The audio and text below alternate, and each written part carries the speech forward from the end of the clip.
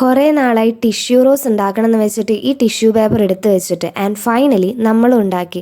പക്ഷെ ഇത് ഉണ്ടാക്കി കഴിഞ്ഞപ്പോൾ ഇത്രയും വലുപ്പം വരുന്നത് ഞാൻ ഒട്ടും എക്സ്പെക്ട് ചെയ്തില്ല. ഒത്തിരി വീഡിയോസ് ഇതിൻ്റെ കണ്ടിട്ടുണ്ടെങ്കിലും ഞാനിത് ആദ്യമായിട്ടാണ് ട്രൈ ചെയ്യണം. ഇത് ഉണ്ടാക്കൽ പ്രോസസ്സൊക്കെ വളരെ എളുപ്പമാണ്. കുറച്ച് ടിഷ്യൂ പേപ്പർ എടുക്കുക, സർക്കിൾ കട്ട് ചെയ്യുക, ഇഷ്ടമുള്ള ഒരു കളറ് കൊടുക്കുക, എന്നിട്ട് വാട്ടറിൽ ഡിപ്പ് ചെയ്യുക. ആ ഡിപ്പിംഗ് ആണ് എനിക്ക് ഇത്തിരി പ്രശ്നമായത്. കളറ് സെൻറ്ററിലേക്ക് സ്പ്രെഡ് ആവാത്തതുകൊണ്ട് ഞാൻ കുറച്ചധികം വെള്ളത്തിൽ ഡിപ്പ് ചെയ്തു. അതുകൊണ്ട് തന്നെ വെള്ളം നല്ലോണം കൂടി. പ്രശ്നമൊന്നുമില്ല, ഉണങ്ങാനായിട്ട് കുറേ ടൈം എടുക്കുന്നുള്ളൂ. പിന്നെ ഈ പപ്പടം ഉണക്കാനിട്ട പോലെ എല്ലാതും ഉണക്കി. ഇനി ഇതുപോലെ ഒരു കപ്പോ വേറെ എന്തെങ്കിലും ഒരു സംഭവം എടുത്ത് ഇതുപോലെ ഓരോ പെറ്റലായിട്ട് വെച്ച് കൊടുത്ത് സെറ്റാക്കി. ഈ ഫുൾ പെറ്റൽസ് ഒട്ടിച്ചെടുക്കാൻ ഏകദേശം ഒരു 10-20 മിനിറ്റ് എടുത്തെങ്കിലും ഇത് ചെയ്യുമ്പോൾ ഒട്ടും മടുപ്പ് തോന്നിയിട്ടില്ല. ഒരു പെറ്റൽ വെക്കുക, അതിൻ്റെ മുകളിൽ ഗമ്മ് തേക്കുക, അടുത്ത പെറ്റൽ വെക്കുക ആൻഡ് ഒരു തരത്തിലും പണി തരുന്ന ഒരു ക്രാഫ്റ്റ് അല്ല ഇത്.